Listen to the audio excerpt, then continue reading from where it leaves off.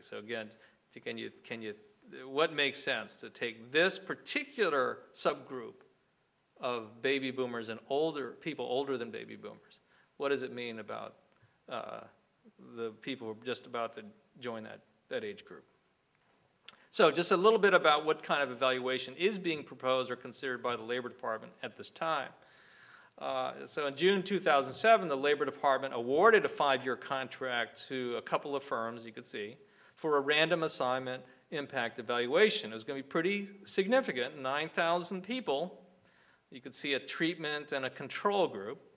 And data collection was scheduled to start this spring, with the final report completed in late 2010. The idea was that they'd have participants, surveying participants when they start, and then after 18 and then 36 months, they were going to collect data on employment and earnings outcomes, the classic Department of Labor kind of stuff, but also on the cognitive health and self-efficacy factors. And then also generate estimates of the value of the work that CSEP participants do in their community service assignments. Well, as far as I can tell, and maybe some of you may know better, I think the whole thing is a little bit on hold right now. And we hope it stays on hold for a little while longer. Because in many ways, when we looked at the evaluation design, it just left a lot wanting. And we can talk about that further if there's any interest in that. Finally, let me just say that these are really important questions that are being raised here, because as big as CSEP is, and in terms of the numbers that are being served right now, there are going to be more people who are going to be eligible for CSEP, given what we know about the trends. And that is, you could see that here's what the numbers are now. I thought I had another slide.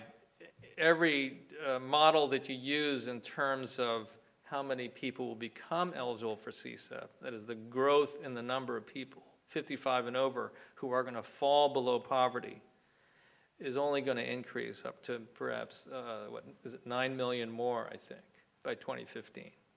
So anyone who would like copies of the full reports that I drew this data from, please feel free to email me or ask us, and we'll be more than happy to get it to you. So with that, let me ask Judith to come up, and we'll switch gears here.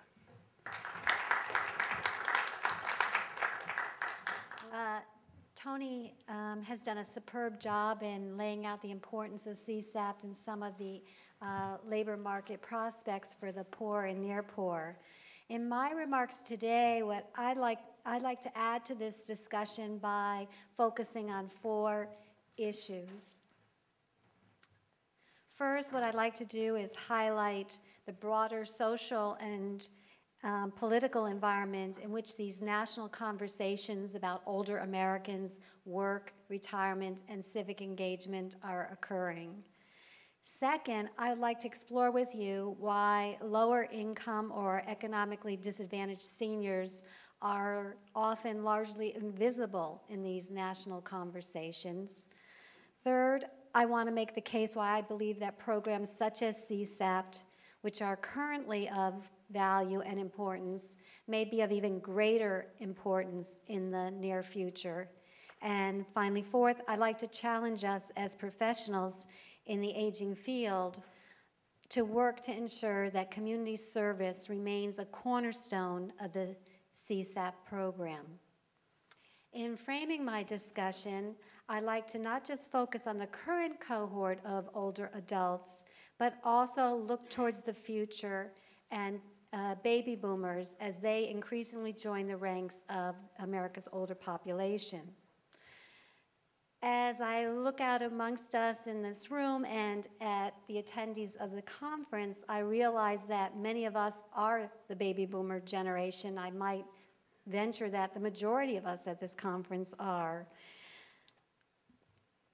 What we clearly know is that as baby boomers enter old age, they're going to encounter a political or public policy landscape that is remarkably different from that of their grandparents. Social programs such as Social Security and Medicare which either didn't exist or were in their infancy, are now enormous and entrenched. Older people, who were once a residual demographic category, the over 65, have developed a political self-identity and become a presence in national politics. And today, public programs and expenditures on behalf of the aged represent an enormous investment in the federal government. As this slide shows, Social Security, Medicare, and Medicaid account for 40% of all federal spending in 2006.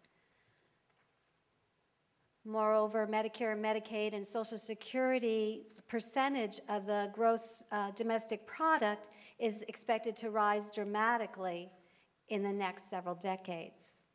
As you all know, these rising costs or expenses are due to the rising healthcare costs and the growing older population.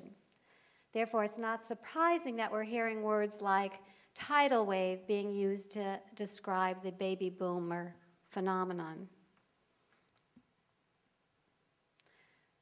During the next 2 decades, baby boomers will assume a very prominent public role. However, they do so in an environment where the economic and political pressures are bearing down on the major age-related programs, most notably Social Security and Medicare. Thus, baby boomers are going to enter a much more contested aging policy arena than their parents or their grandparents did. Indeed, the pressures mounting on these age-related programs are ironically due in part to their success. In fact, the older population is doing much better. Therefore, we don't look at the elderly population as a singular, needy group. In fact, a growing chorus of critics are asking whether we can afford these programs and whether they are all necessary. Efforts to rein in the age-related public expenditures have made questions about baby boomers, work, retirement, and civic engagement central to our nation's public policy debates. In recent years, we've seen a major shift in attitudes about and opportunities for older adults in America's labor market. A century's pattern of older workers being unable or unwilling to remain in the workforce have given way to new desires and new abilities to remain in the workforce longer. Key public policy provisions now focus on how can employment and retirement policies be modified to encourage older workers to stay in the workforce longer. This is a significant shift. If you think about it, in the past, most employment and retirement policy provisions were about pulling workers out of the workforce or pushing them out of the workforce. Today, the charge is just the opposite. That is, how can we encourage them to stay in the workforce longer? Much of our nation's discussion about work and civic engagement in later life are driven by our views about and our perceptions of the baby boomer generation. In fact, the popular image of the baby boomer is of an affluent and healthy midlife adult. The stories that we read about or hear about in the media focus on these healthy and affluent baby boomers. For example, we read stories about the retired business executive who's grown bored with playing golf and has now invested himself in a local civic venture. Or we read about the retired couple who are traveling the world and in their travels have adopted a remote community in a less developed country and are developing a school for girls.